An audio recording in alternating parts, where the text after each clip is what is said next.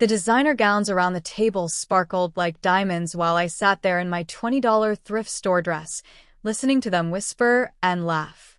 But when I pulled out my phone and showed them the photograph that proved I'd just inherited $50 million, their laughter died so fast you could hear a pin drop. And what I did next with that money made sure they'd never mock anyone again. VO direction. Start intimate and vulnerable, building to powerful confidence. My name is Amelia, and 6 months ago I learned that sometimes the people who judge you the harshest are the ones who know you the least. But more importantly, I learned that revenge isn't about getting even. It's about showing people exactly who they chose to underestimate. This story begins with what should have been a celebration. My cousin Rebecca's engagement party at the exclusive Rosewood Country Club, the kind of place where memberships cost more than most people's annual salaries, where every chandelier probably costs more than my car. I almost didn't go. I'd been working double shifts at the local diner for months, barely scraping by since my grandmother's medical bills had wiped out what little savings I had. The invitation had specified cocktail attire, and I knew what that meant in Rebecca's world. Designer everything, jewelry that costs more than my rent, shoes that could feed a family for weeks. But Rebecca was family. The only family I had left since Grandma Rose passed away 3 months earlier. So I did what I could with what I had. I found a simple black dress at the thrift store, $20, barely worn, classic cut. I borrowed shoes from my neighbor. I did my own hair and makeup, watched YouTube tutorials until my eyes burned. Looking in the mirror, I thought I looked presentable. Not glamorous, but respectful. I had no idea I was walking into a lion's den. Scene transition, voice becoming more visual. The Rosewood Country Club was everything I'd expected and more. Crystal chandeliers casting rainbows across marble floors, waiters in white gloves carrying champagne flutes, women draped in silk and diamonds like living jewelry displays. I felt every pair of eyes on me the moment I walked in. The dress that had looked perfectly fine in my apartment mirror suddenly felt cheap under those crystal lights. My borrowed shoes suddenly felt obvious. My carefully styled hair felt inadequate. Rebecca spotted me across the room and waved, her engagement ring catching the light like a small star. She was surrounded by her usual circle, the women she'd grown up with in their gated community world. Women whose handbags cost more than I made in a month.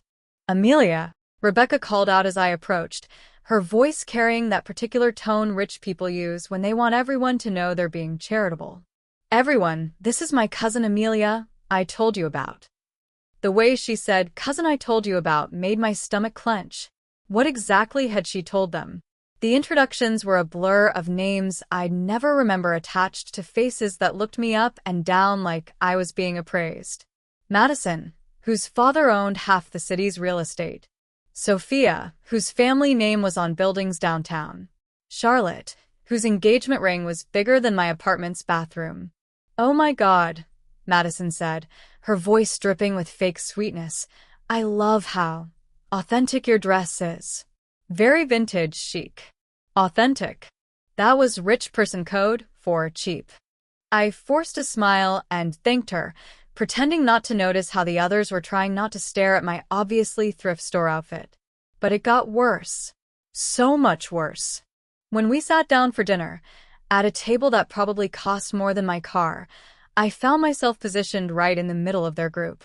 Close enough to hear every whispered comment, every poorly concealed giggle. Voice cracking slightly with hurt. Did you see her shoes? Sophia whispered to Charlotte, not quite quietly enough. I think they're from Payless. Madison leaned over to Rebecca. Sweetheart, doesn't your family have any? I don't know. Resources to help her out? That dress looks like it came from Goodwill. Rebecca's response was the knife that cut deepest. Oh, you know how some people are with money. No sense of investment or quality. She's always been practical. Dramatic pause, practical.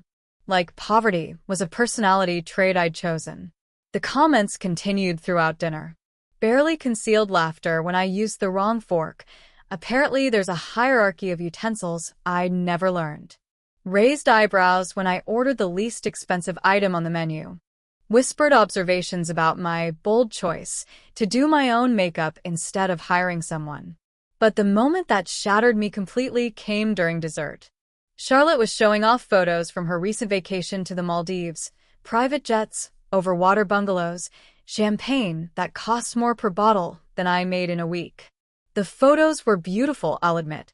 Crystal clear water, pristine beaches, luxury beyond imagination. Amelia, Madison said with that same fake sweet tone, do you have any vacation photos to share? Where do you usually travel? The table went quiet. Every pair of perfectly made-up eyes focused on me, waiting for an answer we all knew would be humiliating. I don't really travel much, I managed. Work keeps me pretty busy. The laughter that followed wasn't even hidden anymore. Sophia actually giggled out loud. Charlotte covered her mouth with her manicured hand, but I could see her shoulders shaking. Oh, sweetie, Rebecca said, her voice dripping with condescending pity. Maybe someday when you get a real career, you'll be able to see the world like the rest of us. Dramatic pause, a real career. As if serving food to people who probably never worked a day in their lives wasn't real work. That's when something inside me snapped. Not into rage, into clarity.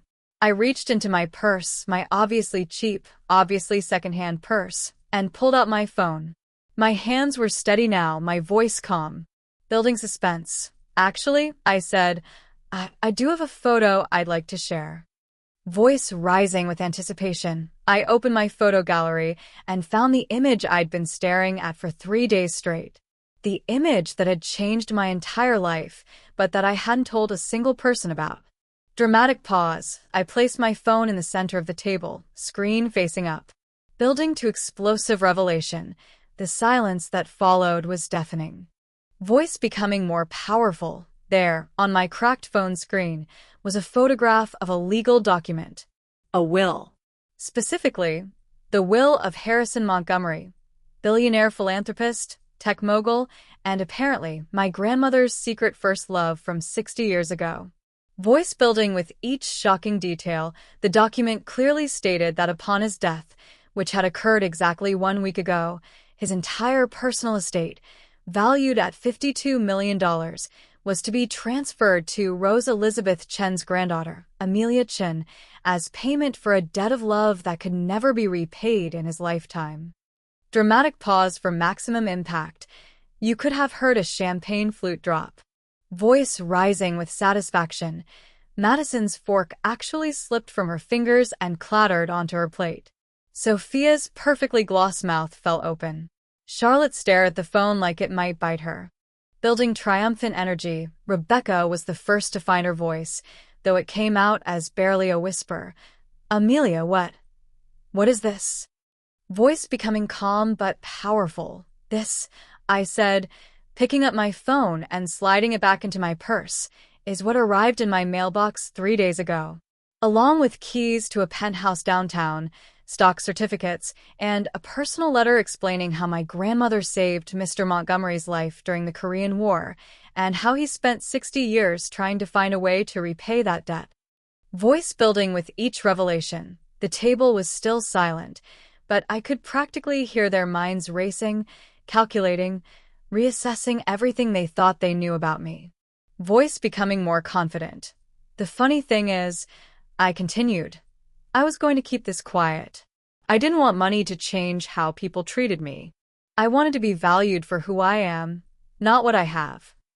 Pause for emotional weight. But sitting here tonight, listening to you mock my dress, my job, my life, you've taught me something valuable about what people really are when they think you're beneath them. Voice rising with power. I stood up slowly, my $20 dress suddenly feeling like armor. Building to powerful confrontation. Madison, you made fun of my shoes. These shoes carried me through 12-hour shifts serving people food, so I could pay for my grandmother's cancer treatments while you were getting pedicures. Voice building with each targeted response. Sophia, you laughed at my makeup. I did this myself because I've been working 3 jobs to keep a roof over my head while you've been living off daddy's money. Voice becoming ice cold. Charlotte, you mocked my practical lifestyle. That practicality meant I was holding my dying grandmother's hand every night instead of partying in the Maldives. Building to climactic moment, I turned to Rebecca last, my voice soft but deadly. Voice dropping to emotional whisper. And Rebecca, my dear cousin, who said I'd never have a real career or see the world, you're right. I won't have a career, because I won't need one. And I will see the world. But I'll see it with people who judge character instead of clothing. Dramatic pause. The silence stretched on until finally Madison cleared her throat. Voice building with desperate backpedaling. Amelia, I think there's been a misunderstanding. We were just joking around. You know, girl talk. Voice becoming stronger with each word. No misunderstanding, I replied. You showed me exactly who you are. All of you. And now I'm showing you exactly what you've lost. Building to major revelation, I pulled out my phone again, but this time I opened my notes app, where I'd been drafting plans for the Harrison Montgomery Foundation, the charitable organization I was planning to establish with my inheritance. Voice rising with purpose. I've been planning to donate most of this money to help people like me. People working multiple jobs to survive. People caring for sick family members. People who get judged for shopping at thrift stores instead of boutiques. Pause for impact. I was even considering a scholarship program for hospitality workers, waitresses, servers, people in the service industry who get treated like they're invisible. Voice becoming more cutting. But after tonight, I think I'll add another criterion. Recipients must demonstrate that they treat all people with dignity, regardless of their economic status. Building to devastating blow, I looked directly at Rebecca. Too bad none of you would qualify. Voice rising with final power. The explosion of desperate voices that followed was everything I'd hoped for, and more. Suddenly, everyone was my best friend. Madison grabbed my arm, insisting she'd always admired my work ethic. Sophia claimed she'd been defending me all along, that I must have misheard. Charlotte started talking about how she'd always believed in helping the less fortunate. Voice cutting through the chaos, but Rebecca's reaction was the most telling. She actually started crying, not tears of shame or regret, but tears of panic. Building emotional intensity. Amelia, please, she begged. We're family. Blood is thicker than water. You know I've always looked out for you. Voice becoming ice cold with truth. Blood is thicker than water, I repeated slowly. But you know what the full quote is, Rebecca? The blood of the covenant is thicker than the water of the womb. It means the relationships we choose are stronger than the ones we're born into. Dramatic pause. And tonight, you all chose to show me what our relationship really means to you. Voice building to departure. I picked up my purse, my cheap, practical, honest purse, and headed for the door. Voice becoming final. Enjoy the rest of your party. Enjoy talking about how I fooled you all, how I was secretly rich this whole time.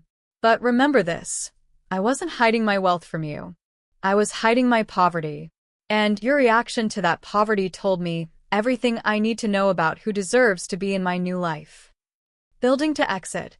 As I walked through those marble halls toward the exit, I could hear the chaos erupting behind me. Raised voices, accusations flying, the sound of relationships cracking under the pressure of revealed greed. Voice becoming more reflective, but I didn't look back.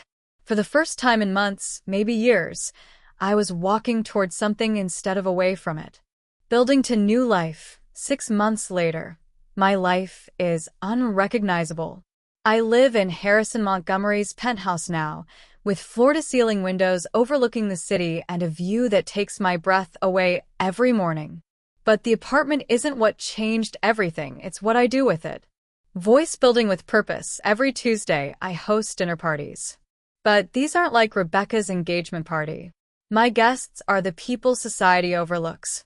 Single mothers working double shifts, elderly people living alone, students struggling to pay for school, immigrants building new lives with nothing but hope and determination. Voice rising with satisfaction. The Harrison Montgomery Foundation is thriving. We've provided scholarships to over 200 service industry workers, funded medical treatments for families in crisis, and created support networks for caregivers dealing with sick relatives. Building emotional connection, but the most rewarding part isn't the money I've given away, it's the dignity I've helped restore. Every person who walks through my door gets treated like royalty, regardless of their clothes, their accent, or their bank account. Voice becoming more personal. I still have that $20 dress. It hangs in my walk-in closet next to designer gowns I can now afford, but it remains my favorite piece of clothing. It reminds me of who I was when I had nothing but character, and who I choose to remain now that I have everything. Building to major revelation, but here's the part of the story that no one knows.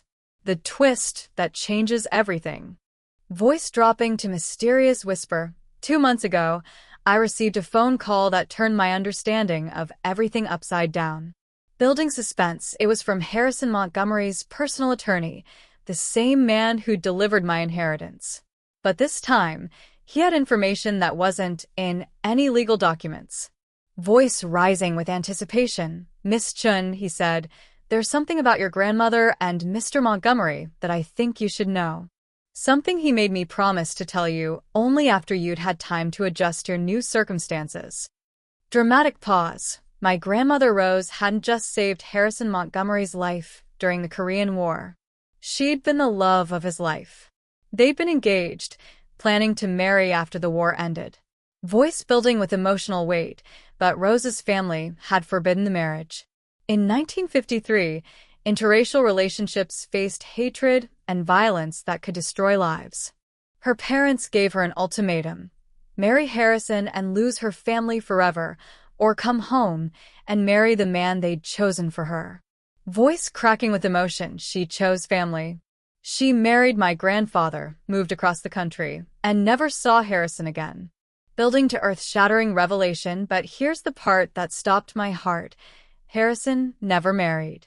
He spent 60 years building his fortune, but he never found another love. Every charity he supported, every foundation he funded, every life he changed, it was all done in Rose's memory. Voice rising with shock. And the inheritance he left me? It wasn't just payment for saving his life. It was his way of taking care of the children and grandchildren of the only woman he ever loved. Dramatic pause. I was never just a random beneficiary. I was the granddaughter of his lost love, carrying her DNA, her kindness, her strength. Voice building with profound realization. The attorney told me that Harrison had been watching our family from afar for decades. He knew about my grandmother's struggles, about the medical bills that had drained our savings, about my multiple jobs and thrift store clothes. Voice becoming more emotional. He'd wanted to help while she was alive, but he'd respected her choice to stay away. The inheritance was his way of making sure that Rose's legacy, her values of hard work, compassion, and dignity, would continue through me. Building to ultimate truth. That night at Rebecca's engagement party, when they mocked my dress and my poverty, they weren't just insulting me. They were insulting the granddaughter of a woman whose love had shaped a billionaire's entire life purpose. Voice rising with power. Harrison Montgomery had built an empire not for wealth or status, but as a monument to love lost and dignity preserved. And I was chosen to carry that forward. Building to final confrontation. Last week, Rebecca called me. She'd heard about the foundation, about the penthouse, about my new life.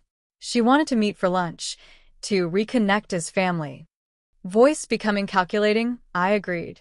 We met at the same country club where she'd humiliated me, but this time I arrived in a car that cost more than her engagement ring, wearing a dress that made her designer gown look like it came from a clearance rack.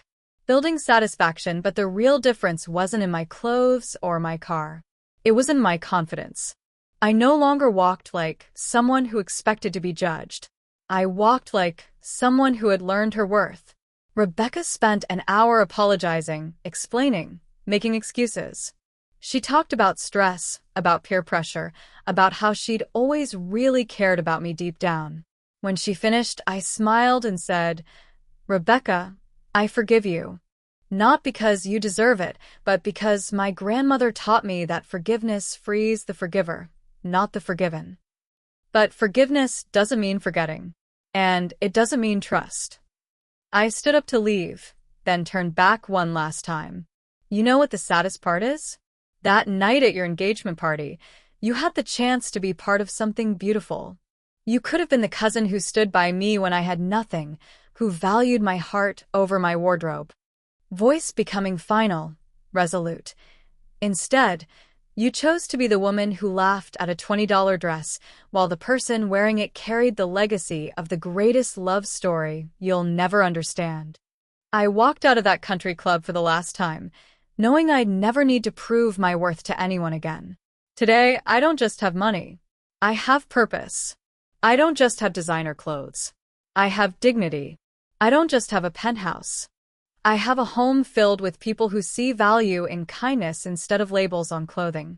And every morning when I look in the mirror, I see something more valuable than any inheritance. I see a woman who learned that true wealth isn't measured in dollars, but in the ability to lift others up instead of tearing them down. Final message. My name is Amelia Chin. I wear $20 dresses and $50,000 gowns with equal pride. And I learned that the people who mock your struggles are never the people who deserve to celebrate your success. Because sometimes the best revenge isn't getting even. It's becoming everything they never imagined you could be. The revelation that Amelia's inheritance came from her grandmother's lost love, a 60-year love story where Harrison Montgomery never married and built his empire as a monument to Rose, making the cruel family's mockery even more tragic as they insulted the granddaughter of the greatest love story they'd never understand.